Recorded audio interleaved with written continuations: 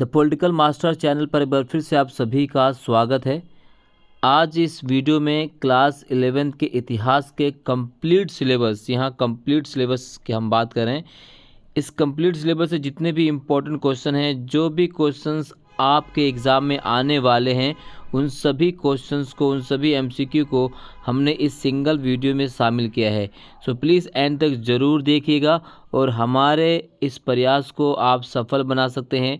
Channel पर पहली बार visit कर रहे हैं तो चैनल को ज़रूर सब्सक्राइब कीजिएगा, लाइक ज़रूर कर दीजिए और शेयर भी कर दीजिए।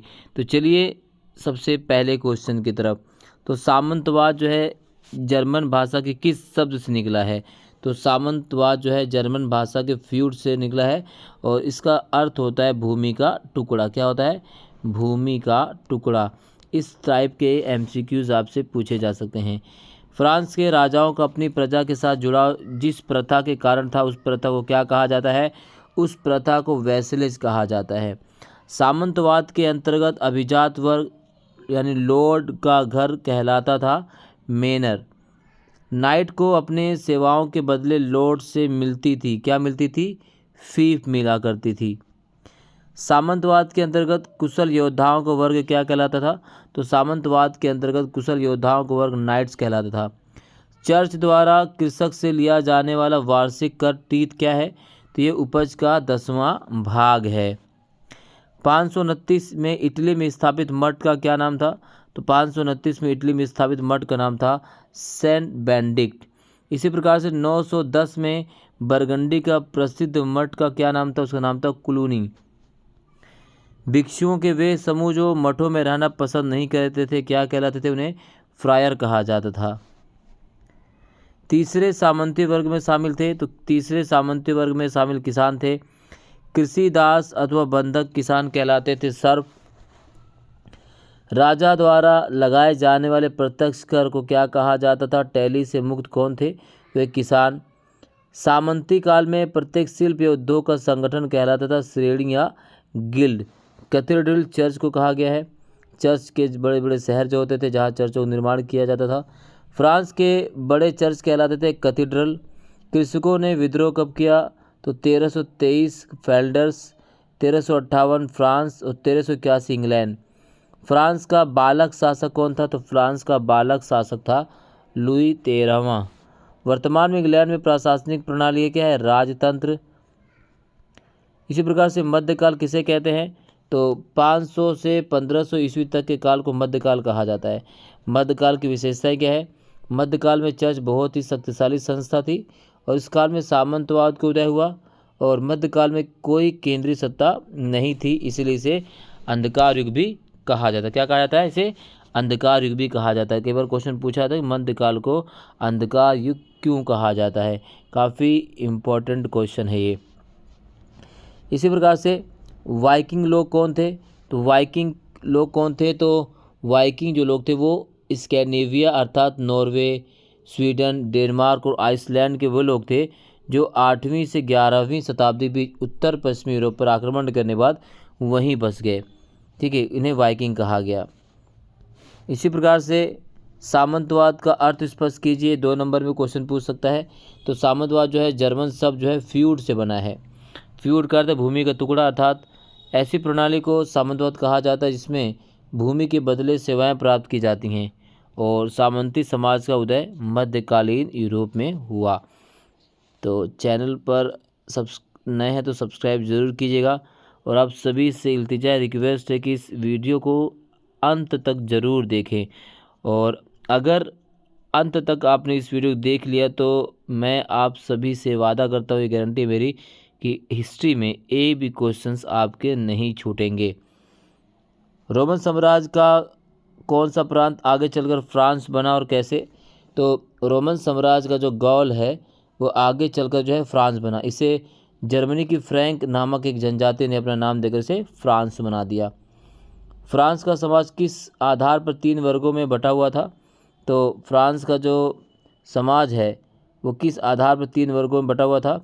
तो एक बिशप ने कहा कि वर्ग क्रम में कुछ प्रार्थना करते हैं, दूसरे लड़ते हैं और शेष अन्य जो है कार्य करते हैं। ठीक वैसे जैसे भारत में ब्राह्मण, क्षत्रिय, ऋग्वेद में क्या क्या? ब्राह्मण, क्षत्रिय, वैश्य, शूद्र है। तो इसी टाइप में इनमें जो है प्रार्थना करना, लड़ना और अन्य कार्य करने वालों को बांटा गया 3 वर्गों में। इसमें पादरी, अभिजात वर्ग और कृषक वर्ग में। फ्रांस के अभिजात वर्ग को प्राप्त कोई विशेषता बताइए। तो उनका अपनी संपदा पर स्थायी रूप से पूर्ण नियंत्रण होता था और वे अपना स्वयं का न्यायालय भी लगा सकते थे, यहाँ तक कि वे अपनी मुद्रा भी जारी कर सकते थे। इसी प्रकार से मेनर क्या है, मेनर भी काफ़ी इम्पोर्टेंट है। तो उपजाऊ भूमि को मेनर कहते थे और मेनर के मध्य लॉर्ड और सामंत का महल होता था। मेनर में रहने वाले लोग जो है मेनर की भूमि पर ही निर्वाह करते थे और किसान का बड़ा जीवन बड़ा कष्टमय था और मेनर का स्वामी सामंत बड़ा भोग विलास का जीवन व्यतीत करता था। इसी प्रकार से सामंती प्रथा के अंतर्गत तीर्थ क्या थी? तीर्थ क्या था? कैथोलिक चर्च के, ठीक है, तीर्थ क्या था? कैथोलिक चर्च की आय के 2 स्रोत बताइए। ये सारी चीज़ आपको कवर करके एग्जाम के लिए जाना है। यूरोप के 2 प्रसिद्ध मठ, ये हमने भी कवर कर लिया है। इसी प्रकार से फ्रायर और टेली, फ्रायर किन्हें कहा जाता था, टेली क्या था और विलियम प्रथम कौन था, उसने इंग्लैंड का शासन कैसे प्राप्त किया? तो विलियम जो है प्रथम नॉर्मंडी का ड्यूक था और 11वीं शताब्दी में उसने एक सेना लेकर इंग्लिश चैनल को पार किया और इंग्लैंड के सैक्सन राजाओं को हराकर इंग्लैंड पर अपना अधिकार कर लिया। फ्रांस के कैथीड्रल नगर क्या थे? ठीक है, काफ़ी इम्पोर्टेंट है। और फ्रांस में स्टेट जनरल का अधिवेशन कब हुआ और किस शासक द्वारा बुलाया गया? तो इस टाइप के क्वेश्चन जो आपसे पूछे जा सकते हैं। तो स्टेट जनरल का अधिवेशन 1614 ईस्वी में लुई 13वें द्वारा बुलाया गया था और इसके 3 सदन थे जो समाज के 3 वर्गों का प्रतिनिधित्व करते थे। इसके पश्चात 1789 तक फिर नहीं बुलाया गया क्योंकि राजा 3 वर्गों के साथ अपनी शक्ति नहीं बांटना चाहते थे।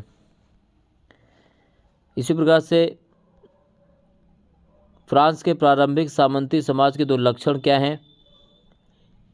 फ्रांस के सर्फ और रोम के दास के जीवन की दशा की तुलना कीजिए। क्वेश्चन पूछा जा सकता है। फ्रांस के सर्फ और रोम के दास के जीवन की दशा, तो फ्रांस के सर्फ का स्थिति कैसी थी और रोम के दास की स्थिति कैसी थी, ये चीज़ आपको कवर करके चलनी है। इसी प्रकार से कैथीड्रल जो है किस प्रकार बनाए जाते थे, ये क्वेश्चन जो है 3 नंबर में भी, 5 में भी और 8 में भी इस प्रकार के क्वेश्चन जो है पूछा जा सकता है। तो ये क्वेश्चंस आपको कवर करके चलना है, कैथीड्रल किस प्रकार बनाए जाते थे।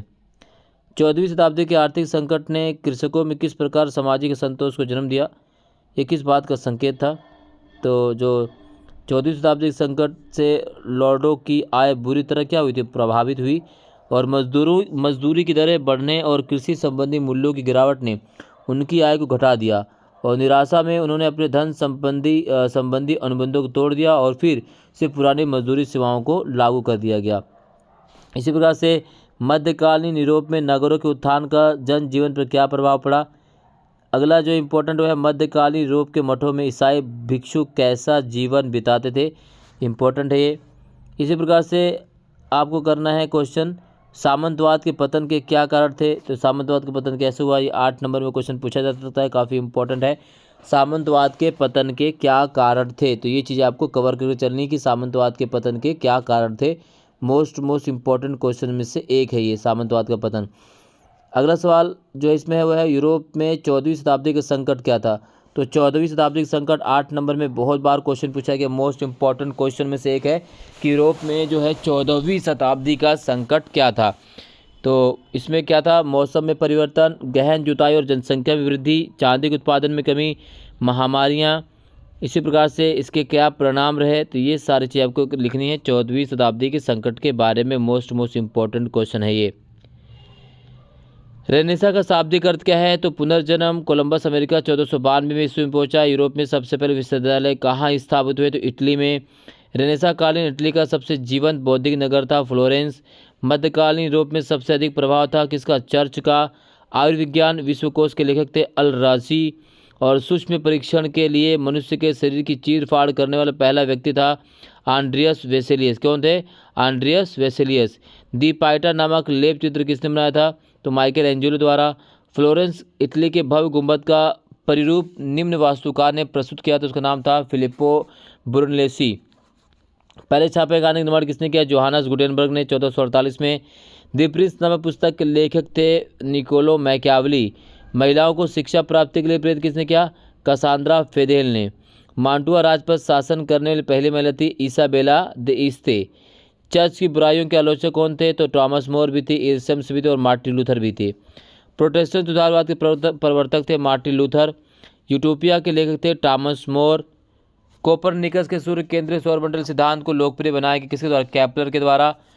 गुरुत्वाकर्षण के सिद्धांत किस वैज्ञानिक की देन है? तो वह न्यूटन की। इसी प्रकार से गतिशील विश्व के सिद्धांतों की पुष्टि गैलीलियो ने अपने निम्न ग्रंथ में की, उसे कहा जाता है दी मोशन। पेरिस में अकादमी ऑफ साइंस की स्थापना 1673 ईस्वी में हुई। इसी प्रकार से 2 नंबर में जो क्वेश्चन पूछा जाएगा वो है आपका रेनेसा से आप क्या समझते हैं। इसी प्रकार से पुनर्जागरण यूरोप के किस देश में सबसे पहले आरंभ हुआ और क्यों? इटली में क्यों आरंभ हुआ, इसके पीछे कारण क्या है? तो ये क्वेश्चन भी 2 नंबर में पूछा जाता है। इसी प्रकार से पुनर्जागरण की विशेषता काफ़ी इंपॉर्टेंट क्वेश्चन है, ये कवर भी करना आपको। छापेखाने के आविष्कार किनको समझा जाता है और यूरोप में पहली छपी पुस्तक कौन सी? तो बाइबल थी। योहान गुटेनबर्ग जो है छापेखाने विस्तारक हैं। धर्म सुधार आंदोलन से क्या अभिप्राय है? ऑन्ड्रियस वेसिलियस कौन थे? यथार्थवाद, काफ़ी इंपॉर्टेंट। यथार्थवाद क्या है? तो शरीर विज्ञान, रेखा गणित, भौतिकी और सौंदर्य की उत्कृष्ट भावना ने इतालवी कला को नया रूप प्रदान किया और उसी को बाद में यथार्थवाद का नाम दिया गया।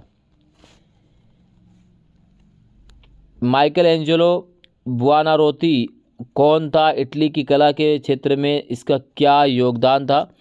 तो माइकल एंजेलो बुआनारोती जो एक कुशल चित्रकार भी थे, मूर्तिकार भी थे, वास्तुकार भी थे। उसने पोप के सिस्टीन चैपल की भीतरी छत पर चित्रकारी की और दी पाइटा नामक मूर्ति बनाई। तो दी पाइटा मूर्ति के लिए काफ़ी जो है महत्वपूर्ण फेमस है। ये कौन? Michelangelo Buonarroti. इसी प्रकार से मार्चिसा इसाबेला द ईस्ता कौन थी? तो ये मांटुआ राज्य की पहली महिला शासक थी। धर्म सुधार आंदोलन के मुख्य उद्देश्य क्या थे? धर्म सुधार आंदोलन के उद्देश्य क्या है? ये इंपॉर्टेंट क्वेश्चन है। धर्म सुधार आंदोलन में मार्टिन लूथर के योगदान की संक्षिप्त चर्चा कीजिए, ये आपको कवर कर लेना है। पुनर्जागरण का जन्म सर्वप्रथम इटली में ही क्यों हुआ, या इटली में ही पुनर्जागरण का प्रारंभ क्यों हुआ, इसके पीछे कारण बताइए। तो इसका आंसर जो है 8 नंबर में क्वेश्चन जो है आपसे पूछ सकते एग्जाम में। तो पुनर्जागरण का उदय जो इटली में ही क्यों हुआ, इसके पीछे क्या कारण थे, ये सारी चीज़ें आपको कवर कर लेनी है। एग्ज़ाम के लिए काफ़ी ज़्यादा महत्वपूर्ण है इस चैप्टर से जो क्वेश्चन यहाँ से आते हैं पुनर्जागरण से, तो ये चीज़ आपको कवर करके एग्ज़ाम के लिए चलनी है, ठीक है ना। इसी प्रकार देखिए कि धर्म सुधार आंदोलन के क्या परिणाम निकले। तो धर्म सुधार आंदोलन के परिणाम क्या निकले? पहला, सामाजिक परिणाम, कैथोलिक धर्म में सुधार आंदोलन। राजनीतिक परिणाम, राष्ट्रीय भाषा और साहित्य का प्रसार हुआ। इसी प्रकार से प्रति सुधार आंदोलन से क्या तात्पर्य, यह क्वेश्चन कई बार पूछा गया कि प्रति सुधार आंदोलन क्या है। धर्म आंदोलन के साथ साथ प्रति सुधार आंदोलन मोस्ट इम्पोर्टेंट क्वेश्चन में से है, तो इसे जरूर कवर कीजिएगा कि प्रति सुधार आंदोलन से क्या तात्पर्य है, ठीक है। तो ये क्वेश्चंस आपको कवर करके एग्जाम में चलने हैं। प्रति सुधार आंदोलन से क्या तात्पर्य है। पश्चिमी देशों की अधिकांश उपनिवेशिक राजधानी कौन सी थी? तो अंग्रेजी। और अमेरिका में सबसे पुरानी मानवकृति किसकी? एक तीर की नोक। कंटीले तारे की खोज कब हुई? तो कंटीले तारे की खोज हुई थी, वो हुई थी 1873 में। कनाडा को स्वायत्त राज्यों के एक महासंघ के रूप में संगठित किया गया 1867 में। आंसुओं की राह का संबंध संयुक्त राज्य अमेरिका के किस कबीले से है? तो है Cherokee. The trail of tears. America में सोना मिलने से निम्न प्रक्रिया की जन्म हो तो उसे कहते हैं गोल्ड रश। संयुक्त राज्य अमेरिका में रेलवे का काम कब पूरा हुआ? तो 1870 में। संयुक्त राज्य अमेरिका में मूल निवासियों की नागरिकता से संबंधित डिक्लेरेशन ऑफ इंडियन राइट्स पारित हुआ 1954 में। इसी प्रकार से कैनबरा को ऑस्ट्रियाई राष्ट्रमंडल राजधानी कब बनाया गया? तो 1911 में। ऑस्ट्रेलिया की ब्रिटिश सरकार वहां की ज़मीन को यह नाम देती थी, उसे कहा जाता था टेरा न्यूली, जिसका अर्थ होता था किसी। सेटलर शब्द से क्या अभिप्राय है? तो सेटलर से 2 नंबर में क्वेश्चन पूछा गया, तो सेटलर शब्द से अभिप्राय क्वेश्चन पूछा जाता है तो सेटलर्स शब्द से अभिप्राय किसी स्थान पर बाहर से आकर बसे लोगों से है।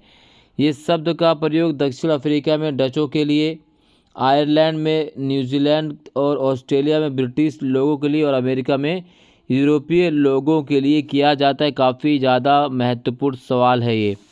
दक्षिण अफ्रीका और अमेरिका में यूरोप उपनिवेशों की राजभाषा क्या थी? नेटिव का क्या मतलब है? 1 नंबर से क्वेश्चन पूछे जा सकते हैं, 2 नंबर में भी आ सकता है। अमेरिका की पूर्व संध्या से क्या अभिप्राय है? और वैम्पूम बेल्ट क्या है? मोस्ट इम्पोर्टेंट है, वैम्पूम बेल्ट क्या है? तो वैम्पूम बेल्ट जो है रंगीन सीपियों को आपस में सिलकर बनाई जाती थी और किसी समझौते के बाद अमेरिका के स्थानीय कबीलों के बीच इसका आदान प्रदान होता था। यह है वैम्पूम बेल्ट। ये तो क्वेश्चन पूछा जाता है एग्जाम के लिए। इसी प्रकार से अमेरिकियों के लिए फ्रंटियर के क्या मायने थे? तो ये भी काफ़ी इंपॉर्टेंट इस चैप्टर से। अमेरिकियों के लिए फ्रंटियर के क्या मायने थे? तो यूरोपियों द्वारा जीती गई भूमि और खरीदी की भूमि के कारण जो है संयुक्त राज्य अमेरिका का विस्तार होता रहता था। इससे अमेरिका की पश्चिमी सीमा खिसकती रहती थी। इसके साथ मूल अमेरिकियों को भी पीछे हटना पड़ता था। वे राज्य का जिस सीमा तक पहुंचते थे उसे फ्रंटियर कहा जाता था। ठीक है, तो ये क्वेश्चन जो है पूछा जा सकता है। चिरोकी कौन थे? उनके साथ क्या अन्याय हो रहा था? 2 से 3 नंबर में सवाल पूछा जा सकता है। उसके बाद देखिए गोल्ड रश को किस बात ने जन्म दिया? तो बहुत महत्वपूर्ण, मोस्ट इम्पोर्टेंट है ये कभी कभी 2 नंबर में भी आता है और 8 नंबर में इस क्वेश्चन में पूछा जा सकता है कि गोल्ड रश से आप क्या समझते हैं। 3 नंबर सवाल यहाँ से बन सकता है। ठीक है, तो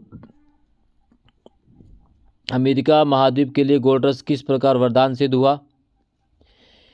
और ऑस्ट्रेलिया में एबोरिजिन्स नामक आदिम कब आने शुरू? तो लगभग 40,000 साल पहले। ऑस्ट्रेलिया के ट्रस्ट टापू वासियों की संक्षिप्त जानकारी दीजिए।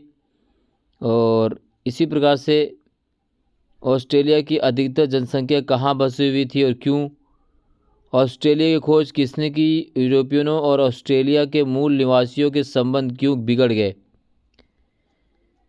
इसी प्रकार से यहाँ से क्वेश्चन आता है कि दी ऑस्ट्रेलियन साइलेंस। ठीक है, तो ये क्वेश्चन पूछा गया, बहुत बार क्वेश्चन पेपर में आया हुआ है, तो इसे आपको कवर करके चलना है। गोल्ड रश से क्या अभिप्राय है और इसने संयुक्त राज्य अमेरिका में रेलवे के निर्माण, उद्योगों के विकास और खेती के विस्तार में किस प्रकार सहायता पहुंचाई? अथवा गोल्ड रश की अमेरिका के आर्थिक और राजनीतिक विस्तार में क्या भूमिका है? 8 नंबर में क्वेश्चन पूछा जा सकता है। ठीक है, रेलवे का निर्माण, उद्योगों का विकास और खेती का विस्तार भी इसी माध्यम से हुआ था।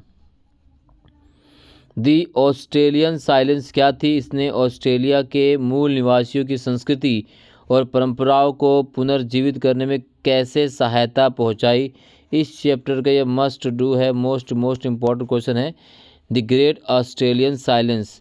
तो 1968 में एक मानव शास्त्री थे WEH स्टेनर ने व्याख्यान में लोगों में एक तरंग सी दौड़ गई। व्याख्यान का शीर्षक था द ग्रेट ऑस्ट्रेलियन साइलेंस, महान ऑस्ट्रेलियाई चुप्पी। तो ये चीज़ें आपको कवर करनी है पेपर में। यहाँ से क्वेश्चन बन सकता है, बनने की पूरी संभावना इस बार। 8 नंबर में क्वेश्चन यहाँ से पूछा जाता है। ठीक है, ये सारी चीज़ें कवर करना है आप सभी को। चीन एक विशाल महाद्वीप है, देश है, इसमें कई तरह के जलवायु क्षेत्र हैं। और जबकि जापान जो है एक द्वीपीय श्रृंखला, 4 मुख्य द्वीप है जापान में। कौन कौन से? होंशु, क्योशु, शिकोको और हाइकोइदो। ये जापान के 4 मुख्य द्वीप हैं। क्या क्या? होंशु है, क्योशु हो, शिकाको, हाइकोइदो है। चीन का प्रमुख जातीय समूह कौन सा है? तो उसका जातीय समूह है हाक। क्या है? हाक। और 17वीं शताब्दी के मध्य तक जापान का एदो शहर जो है, ठीक है, एदो नगर संसार का सबसे अधिक जनसंख्या वाला नगर बन गया और ओसाका और क्योतो भी बड़े शहरों के रूप में उभरे।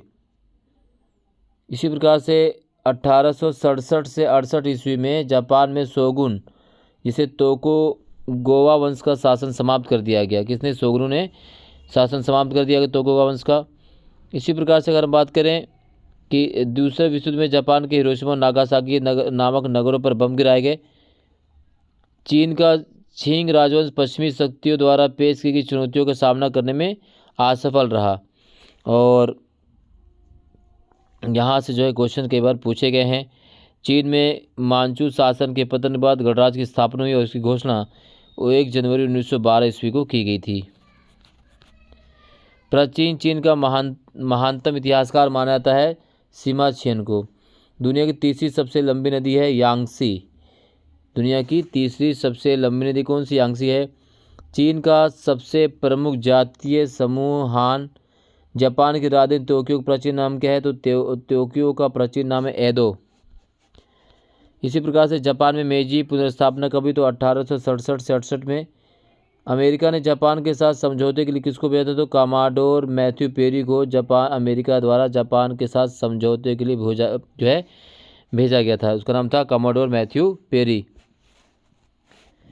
जापान की पहली रेल लाइन टोक्यो और योकोहामा के बीच।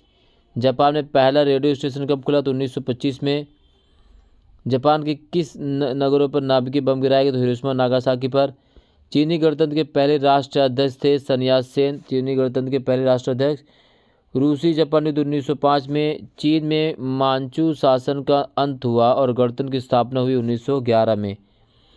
सन यात सेन की मृत्यु के बाद कोमितांग के नेता कौन बने? Chiang Kai Shek.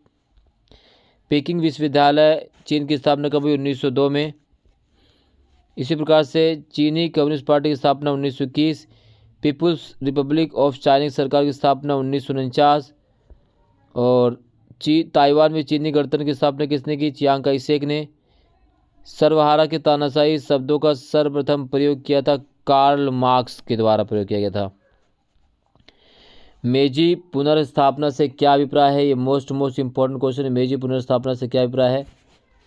इसी प्रकार से जापान में नई विद्यालय व्यवस्था क्या थी?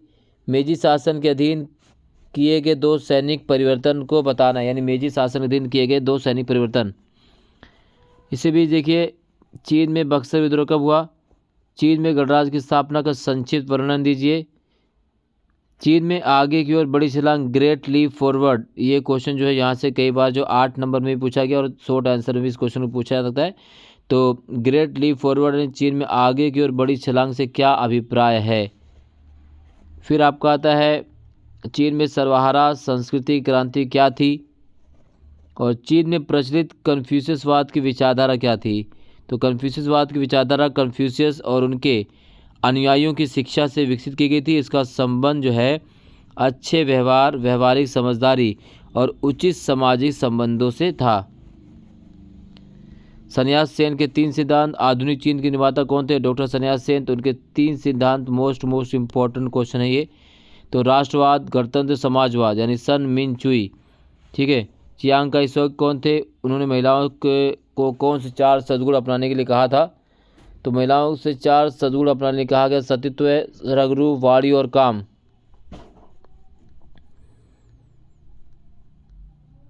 फिर अगला आपका है लॉन्ग मार्च। तो लॉन्ग मार्च क्या है? यहाँ से क्वेश्चन आता है। 1911 की चीनी क्रांति के परिणाम और महत्व की चर्चा कीजिए। आधुनिक चीन के संस्थापक किसे माना जाता है? तो यहाँ से जो है क्वेश्चन पूछेगा, काफ़ी इंपॉर्टेंट है। चीन में 4 मई का आंदोलन। फिर मेजी पुनर्स्थापना से पहले की वे अहम घटनाएं क्या थी जिन्होंने जापान के तीव्र आधुनिकीकरण को संभव बना दिया? तो ये जो है 8 नंबर में क्वेश्चन पूछा जाता है। मेजी पुनर्स्थापना से पहले की अहम घटनाएं। तो ये चीज़ें आपको कवर करके चलनी एग्ज़ाम के लिए काफ़ी ज़्यादा महत्वपूर्ण है। ये इसको आपको कवर कर लेना एग्ज़ाम के लिए, ठीक है, छोड़ना नहीं है बिल्कुल भी। अगला है जापान में मेजी शासन के अधीन अर्थव्यवस्था का आधुनिकीकरण किस प्रकार हुआ? ये भी काफ़ी इंपॉर्टेंट है। 8 नंबर में ये भी कई बार क्वेश्चन पूछा गया है कि जापान में मेजी शासन के अधीन अर्थव्यवस्था का आधुनिकीकरण किस प्रकार हुआ? तो ये क्वेश्चन आपको कवर कर लेना है।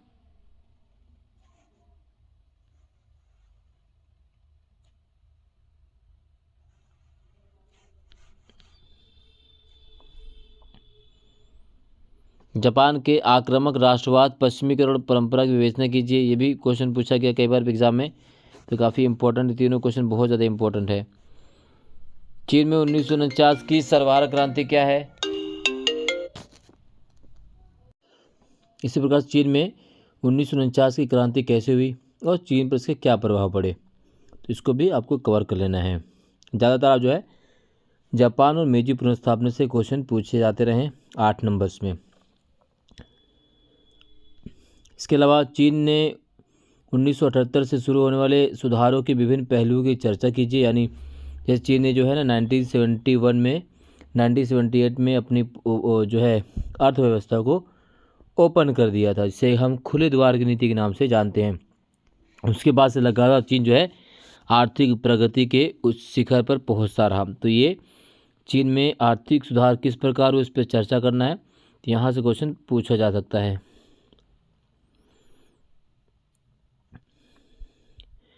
इसी प्रकार से लेखन कला और शहरी जीवन से अगर हम क्वेश्चंस की बात करें तो मेसोस का क्या अर्थ है? नदी, मध्य, समुद्र, इनमें से कोई नहीं। तो मेसोस का अर्थ होता है मध्य। क्या है? मेसोस का अर्थ होता है मध्य। ठीक है। इसी प्रकार से पोटोमोस का अर्थ है, तो पोटोमोस का अर्थ होता है नदी।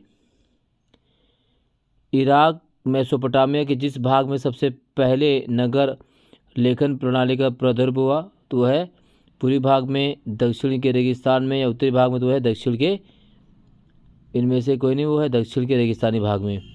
मेसोपोटामिया के इतिहास का उपलब्ध स्रोत क्या है?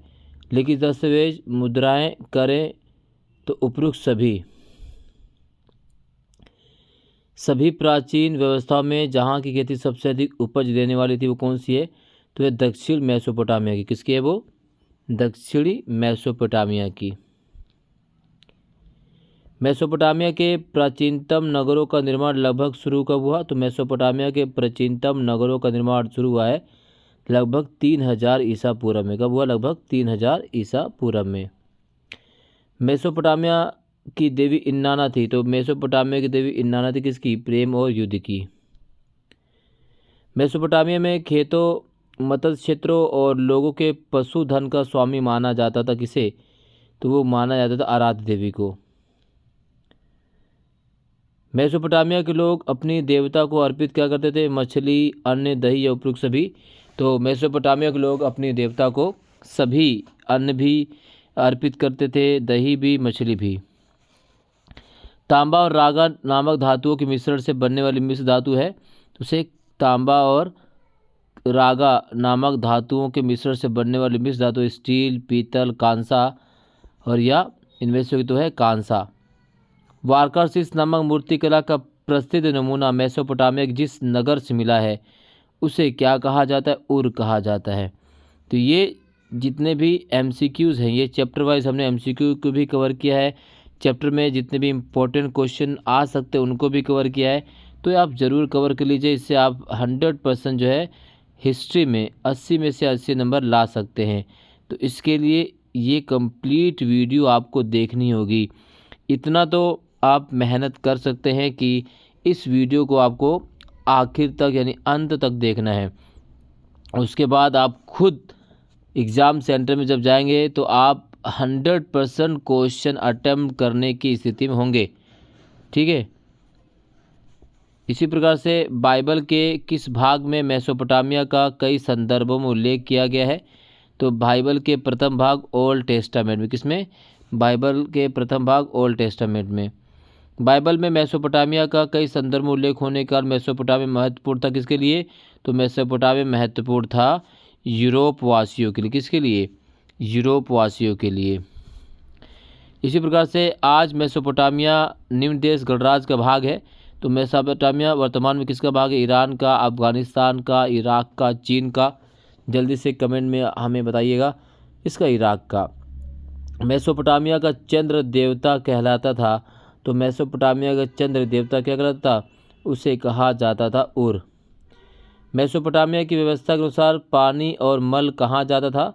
तो पानी और मल जाता था किसमें? हौज में या नाली में। तो वो जाता था नाली में। किसमें? नाली में। नाली में हौज और मल कहाँ जाता था? नाली में। उर नगर में शवों का अंतिम संस्कार निम्न तरीके से किया जाता था। उर नगर में शवों का अंतिम संस्कार किया जाता था। शवों को भूमि के नीचे दफनाया जाता था।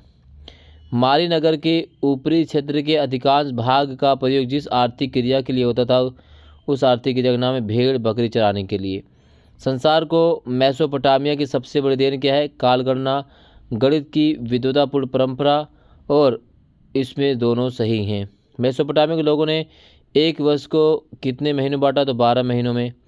मेसोपोटामिया के लोगों ने एक हफ्ते को बांटा कितने दिनों में? 4 हफ्तों में। एक हफ्ते को 4 हफ्तों में बांटा, एक महीने को 4 हफ्तों में। इसी प्रकार से असुर बनिपाल का पुस्तकालय जिस देवता के मंदिर में केंद्रित था, तो असुर बनिपाल का जो पुस्तकालय जिस देवता के मंदिर में केंद्रित था उसका नाम क्या था? तो वो है आपका नाबू। नाबू देवता के मंदिर में असुर बनिपाल का जो है पुस्तकालय स्थित था, नाबू देवता के मंदिर में। इस प्रकार के क्वेश्चंस आपको एग्जाम में देखने को मिल जाएंगे। इसी प्रकार से है असुर बनिपाल की पुस्तकालय में मूल ग्रंथों की संख्या कितनी थी?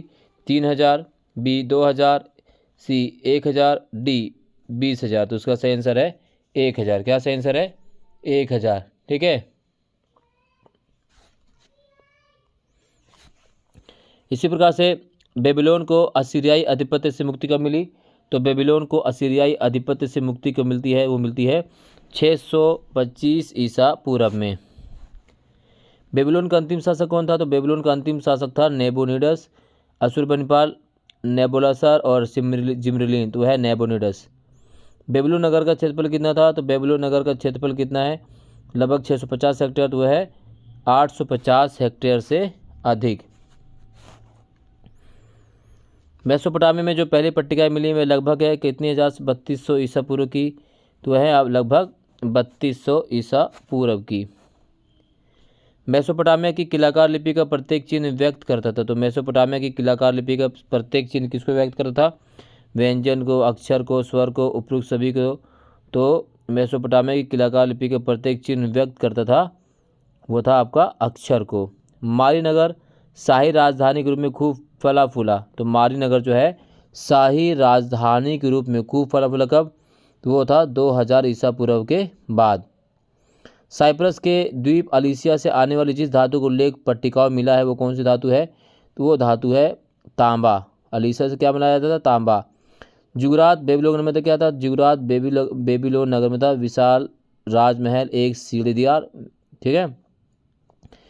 बाबिल लोगों का मुख्य देवता था। तो बाबिल लोगों का मुख्य देवता था मरदूक। क्या नाम है? मरदूक।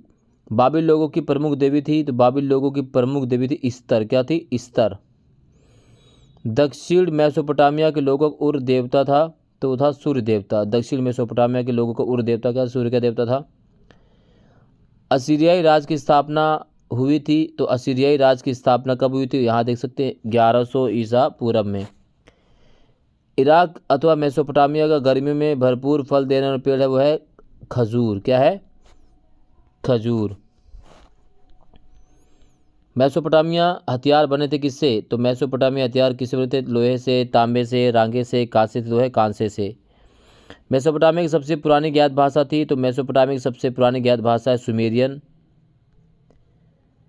मेसोपोटामिया के निम्न शहर को केवल शहर कहकर पुकारा जाता था। तो किस शहर को केवल शहर कहकर पुकारा जाता था? तो उस शहर को केवल शहर कहकर पुकारा जाता, उसका नाम है उरुक। शाही शहरी विकास के लिए क्या महत्वपूर्ण है? तो शहरी विकास के लिए शिल्प, परिवहन व्यवस्था, व्यापार सेवाएं सभी जो है महत्वपूर्ण हैं। पत्थर के ऐसे शिलापट जिन पर अभिलेख उत्कीर्ण किए जाते हैं क्या कहलाते हैं? तो उन्हें कहा जाता है स्टेल। मेसोपोटामिया के समाज में महत्व दिया जाता है किसको? एकल परिवार प्रथा को। मारी के पशुचारक जिस चीज़ के बदले अनाज और धातु के औजार प्राप्त करते थे, पनीर, कपड़ा, मांस, उपयुक्त सभी। मेसोपोटामिया के खानाबदोश लोग थे अक्कदी, असीरियाई, एमोराइट, सभी समूह के थे, उपयुक्त सभी के। हमारी राज्य जो था अद्वितीय था किस चीज़ को लेकर? व्यापार और समृद्धि की दृष्टि से काफ़ी ज़्यादा महत्वपूर्ण था मारी। सरगोन राजा किसका था? तो सरगोन राजा अक्कद का। मारी का सीरिया का, तो सरगोन राजा था अक्कद का। इसी प्रकार से शहरी जीवन की शुरुआत कहाँ हुई, किस प्रदेश में? इस प्रकार के क्वेश्चन आपको देख मिल जाएंगे। मेसोपोटामिया का क्या अर्थ है? 2 नंबर में इस क्वेश्चन को पूछा जा सकता है। मेसोपोटामिया की सभ्यता अपनी किन विशेषताओं के लिए प्रसिद्ध है? क्यूना जो है क्यूनिफॉर्म शब्द कैसे बना है? तो क्यूनिफॉर्म शब्द लैटिन भाषा के 2 शब्दों क्यूनियस अथवा फॉर्मा से मिलकर बना है, जिसमें क्यूनियस का अर्थ है खूंटी और फॉर्मा का अर्थ है आकार। 2400 ईसा पूर्व के बाद सुमेरियन भाषा के स्थान किस भाषा ने ले लिया? तो अक्कदी भाषा ने। मेसोपोटामिया में साक्षरता कम क्यों थी? क्योंकि मेसोपोटामिया की लिपि में चिन्हों की संख्या सैकड़ों में थी, इसके अतिरिक्त वे चिन्ह बहुत ही जटिल थे, इसी कारण मेसोपोटामिया में साक्षरता दर कम थी। फिर सुमेर के व्यापार की पहली घटना को किस व्यक्ति से जोड़कर देखा जाता है? तो उरुक शहर के एक प्राचीन शासक एनमरकर से जोड़कर देखा जाता है। उर नगर की 3 विशेषताएं, तो क्वेश्चन यहाँ से पूछा जा सकता है। उर नगर की विशेषता, इसे आपको कवर करना मोस्ट इंपॉर्टेंट है। आप ये कैसे कह सकते हैं कि प्राकृतिक उर्वरता और खाद्य उत्पादन उच्च स्तरीय आरंभ में शहरीकरण के कारण थे? तो प्राकृतिक उर्वरता उन्नत खेती का आधार बनी। दूसरा, प्राकृतिक उर्वरता के कारण घास भूमियाँ अस्तित्व में आई, जिससे पशुपालन को बल मिला। खेती तथा पशुपालन से मनुष्य का जीवन स्थायी बना, क्योंकि अब वह खाद्य उत्पादक बन गया था। अब उसे भोजन की तलाश में स्थान पर घूमने की जरूरत नहीं थी। इसी प्रकार से बेबीलोन नगर की मुख्य विशेषताएं, मोस्ट इंपॉर्टेंट है, क्वेश्चन पूछा जा सकता है। बेबीलोन नगर की मुख्य विशेषता क्या है? ठीक है, इसे आपको कवर कर लेना है।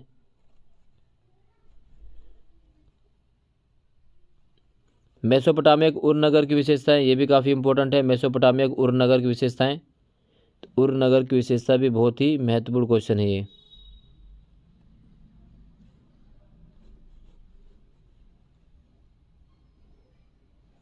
ठीक है, पेपर के लिए काफ़ी महत्वपूर्ण 8 नंबर में क्वेश्चन पूछा जा सकता है।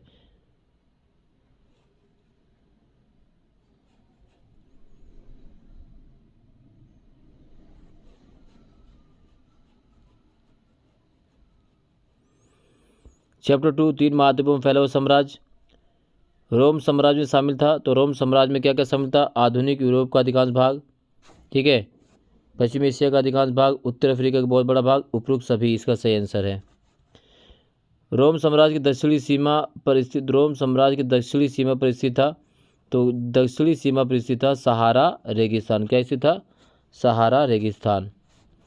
रोम साम्राज्य की प्रशासनिक भाषा थी, तो रोम साम्राज्य की प्रशासनिक भाषा थी वो थी लातीनी और यूनानी। ठीक है, लातीनी और यूनानी। ठीक है, रोमन सम्राट अगस्टस को प्रथम नागरिक कहे जाने का उद्देश्य सम्मान प्रदान करना था। किसको? तो सम्मान प्रदान करना था सेनेट के प्रति। बरात भर्ती वाली सेना किसकी थी? तो बरात भर्ती वाली सेना थी फारस की। किसकी थी? फारस की। रोम के प्रत्येक सैनिक को वेतन दिया जाता था। यह बात दर्शाती है कि सेना के व्यावसायिक स्वरूप को, तो सेना के व्यावसायिक स्वरूप को।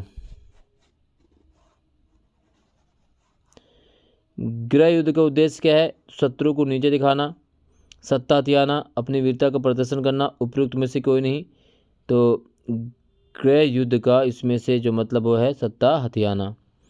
रोम के सम्राट अगस्टस का शासनकाल जाना जाता है किसके लिए? तो वो जाना जाता है शांति के लिए। दिनारियस नामक सिक्के में शुद्ध चांदी होती थी, तो दिनारियस नामक सिक्के में शुद्ध चांदी होती है लगभग 4.5 ग्राम।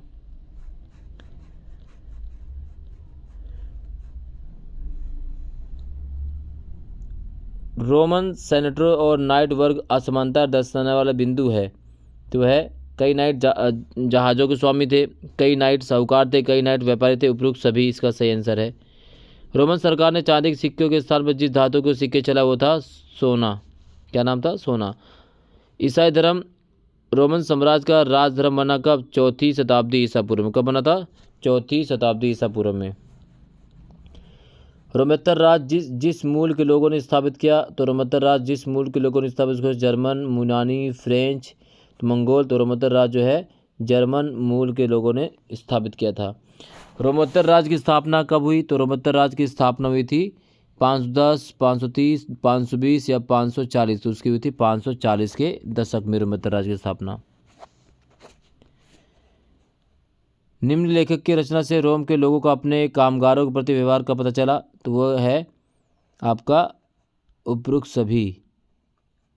रोम और ईरान द्वारा आपस में बांटे गए अधिकांश भाग को चीनी लोग कहा कर रोम और ईरान द्वारा आपस में बांटे गए अधिकांश भाग को चीनी लोग क्या कहते थे? तो चीनी लोग उसे ताचीन कहा करते थे। क्या कहते थे? ताचीन। क्या कहते थे? ताचीन। चीनी लोगों का वाह चीन से क्या अभिप्राय था? तो वाह चीन से अभिप्राय था बृहत्तर चीन। क्या है? बृहत्तर चीन। रोम साम्राज्य को पूर्ववर्ती और परवर्ती चरणों में विभाजित करने वाली शताब्दी है, तो उसे कहा जाता है 3री शताब्दी। रोम में सबसे बुरे सम्राट वे माने जाते थे जिनका निम्न के प्रति व्यवहार शत्रुतापूर्ण था, तो वो कौन थे? किसके प्रति विवाह से तत्परपूर्ण था? तो वो था सेनेट के प्रति। ठीक है। मिस्र में साक्षरता के बारे में बताने वाले औपचारिक दस्तावेज संविदा पत्र लिखे हुए किस पे पाए गए? वो है पैपायरस पर। 6वीं शताब्दी में जस्टिनियन के शासनकाल में मिस्र से रोमन साम्राज्य को करों के रूप में प्राप्त होने वाली वार्षिक धनराशि थी। तो वार्षिक धनराशि कितनी थी? वो लगभग थी 25 लाख सोलिडस। कितनी थी? 25 लाख सोलिडस। रोमन लोग निम्नलिखित देवी देवता की पूजा करते थे। तो जुपिटर की भी, मिनर्वा की भी, इनाना की भी, और सभी उपरोक्त सभी की।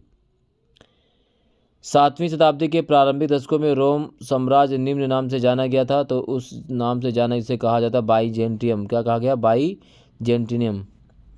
642 ईस्वी तक पूर्वी रोमन और सासनी दोनों राज्यों के बड़े बड़े भाग निम्न जाति के अधिकार में आ गए। तो वह है अरब। रोम का वह विशाल भवन जहां तलवारी जंगली जानवरों का मुकाबला करते थे, क्या कहलाता था? उसे कहा जाता है कोलिजियम। क्या कहा जाता है? कोलिजियम कहा जाता है। रोम सम्राट के संबंध में प्रिंसिपेट का क्या अर्थ है? मोस्ट इंपॉर्टेंट है। रोम सम्राट के अगस्टस को प्रमुख नागरिक क्यों माना जाता है? किस साम्राज्य की सेना बलात् भरते वाली थी? इससे क्या अभिप्राय था? तो ये क्वेश्चन आपको कवर के चलना है। रोम साम्राज्य की सेना की कोई विशेषता बताइए। दिनारियस क्या था? इसी प्रकार से एम्फोरा, मोस्ट इंपॉर्टेंट एम्फोरा क्या है? यहाँ से क्वेश्चन 100% क्वेश्चन पूछता है। इसी प्रकार से रोमन साम्राज्य के 4 धनी आबादी वाले प्रदेशों के नाम बताइए। इटली में कैम्पेनिया और सिसिली, और मिस्र में फयम और गैलिली। रोम में सबसे बढ़िया अंगूरी शराब और गेहूं कहाँ से आता था? फ्रैंकिसिस तथा सुगंधित राल किस काम आती थी और कैसे प्राप्त की जाती थी? ये भी काफ़ी इंपॉर्टेंट है, फ्रैंकिसिस तथा सुगंधित राल।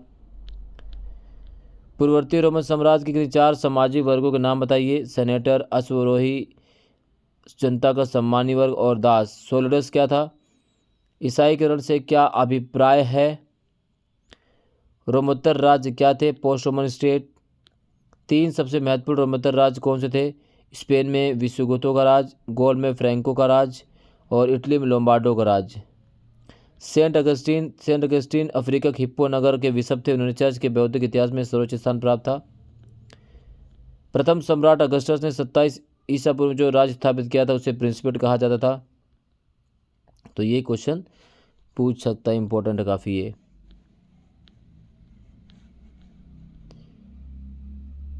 पूर्ववर्ती काल से क्या अभिप्राय है? इस अवधि में रोमन साम्राज्य में कौन कौन से धार्मिक और प्रशासनिक परिवर्तन हुए?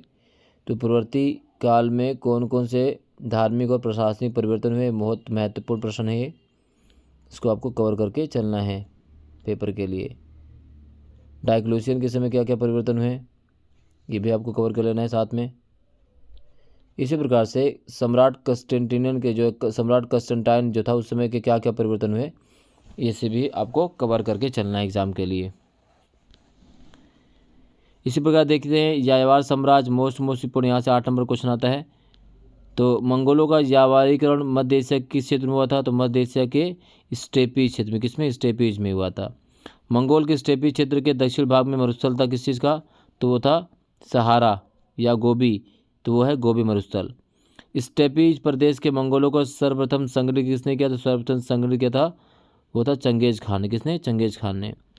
मंगोल चीन से लाते थे कृषि उत्पाद, लोहे के उपकरण, ए बी और दोनों। चंगेज खान का जन्म लगभग 1127 ईस्वी में हुआ था। बताइए, तो हुआ था 1162 ईस्वी में। अगला है 1219 से 1222 तक निम्न नगरों ने मंगोल सेनाओं के आगे आत्मसमर्पण किया। तो है ओटार और बुखारा, समरकंद और बल्ख, निसापुर और हेरात सभी। दूसरे चरण 1255 से लेकर 1300 ईस्वी तक मंगोलों द्वारा विजित प्रदेश था। सीरिया, ईरान, समश्चीन, उपरोक्त सभी। तो उपरोक्त सभी। तेमुजिन का प्रथम मित्र और विश्वस्त साथी था वो था बुगुरचू। क्या नाम था? बुगुरचू। ख्वारिज़म के सुल्तान मोहम्मद को चंगेज खान के प्रखंड कोप का भाजपा बनना पड़ा, तो मंगोल दंतों के वध के कारण। चंगेज खान का प्रारंभिक नाम तेमुजिन था।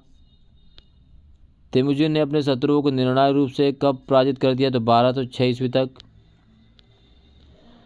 तैमूरजीन को मंगोल कबीले के सरदार ने जो उपाधि प्रदान की वो थी सार्वभौम खान, समुद्री खान, चंगेज खान, यानी सभी। चंगेज खान ने निशापुर ध्वस्त करने का आदेश दिया मंगोल राजकुमार की हत्या के कारण। चंगेज खान की मृत्यु हुई 1227 ईस्वी में। जिन लोगों के घोड़सवारी कौशल ने चंगेज खान की सेना को गति प्रदान की हुए थे वो मंगोल और तुर्क। चंगेज खान ने अपने युद्ध अभियान का आरंभ किए तो चंगेज खान ने अपने अभियान आरंभ किए थे बसंत ऋतु में, शीत ऋतु में, घोर शीत ऋतु में, तो है घोर शीत ऋतु में। मोंके के छोटे भाई उलूग के अधीन ईरान में इल खानी राज्य की स्थापना कब हुई? तो इल खानी राज्य की स्थापना हुई थी 1258 ईस्वी में।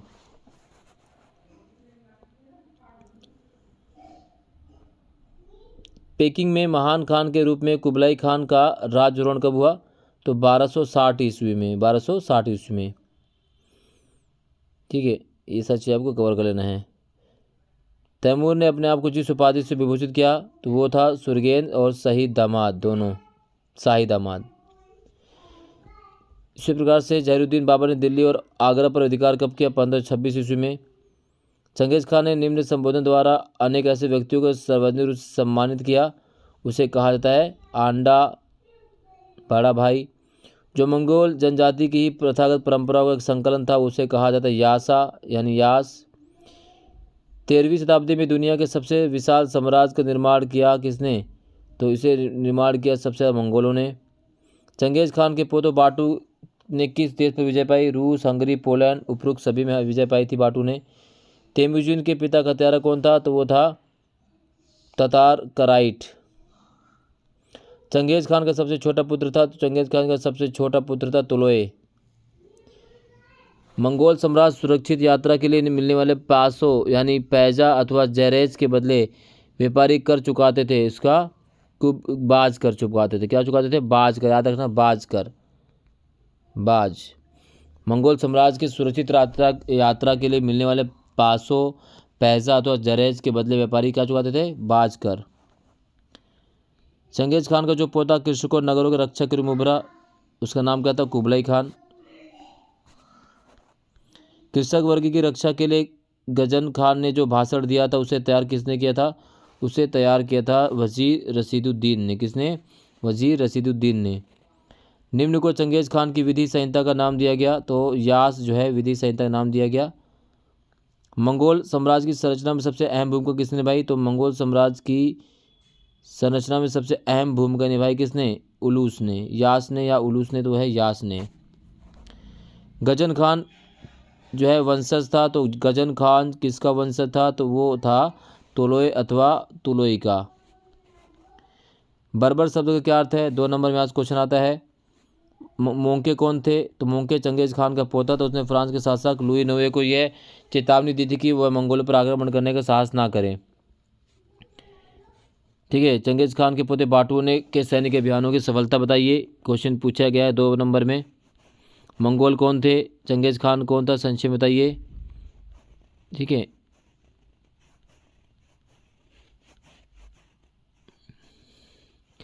चार उलूस का गठन कैसे किया गया? काफ़ी इंपॉर्टेंट, 2 नंबर में पूछ सकता है क्वेश्चन।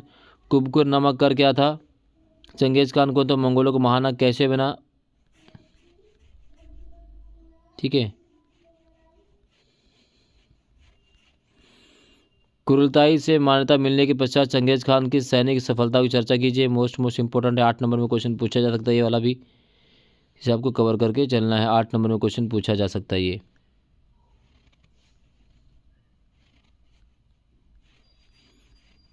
ठीक है,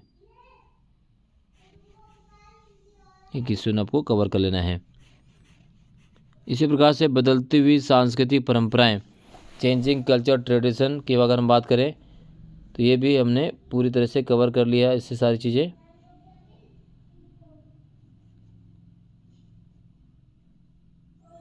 ठीक है, ये तो हमने भी कवर कर लिया सारा क्वेश्चन।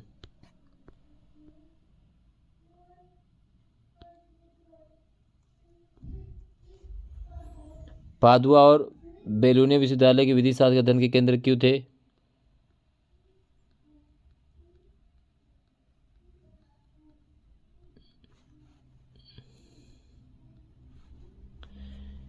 इटली के वेनिस और जेनेवा नगर यूरोप के अन्य क्षेत्रों से किस प्रकार भिन्न थे?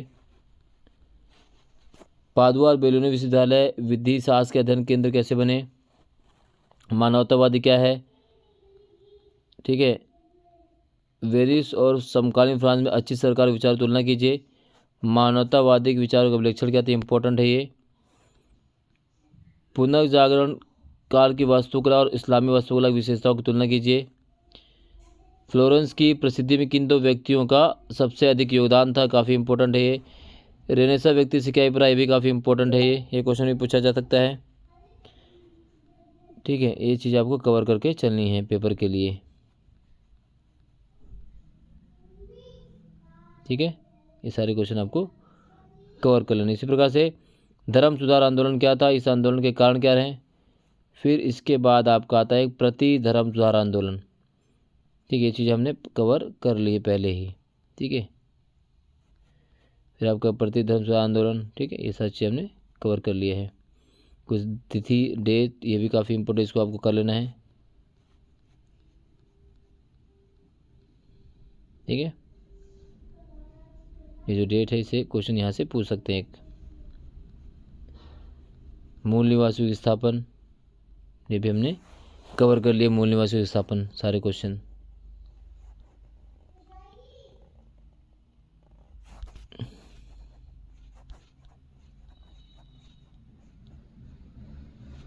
ठीक है, ये चीज़ें हमने कवर कर ली पूरी।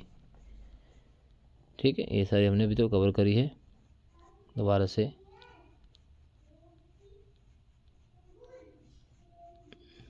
ठीक है ना।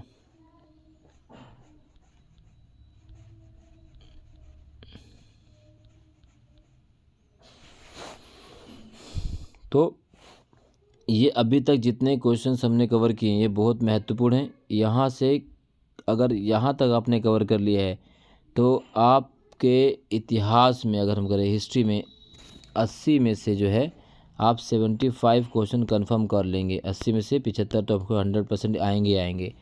तो इस वीडियो में बस इतना ही। इस वीडियो को एंड तक देखने के लिए बहुत बहुत धन्यवाद।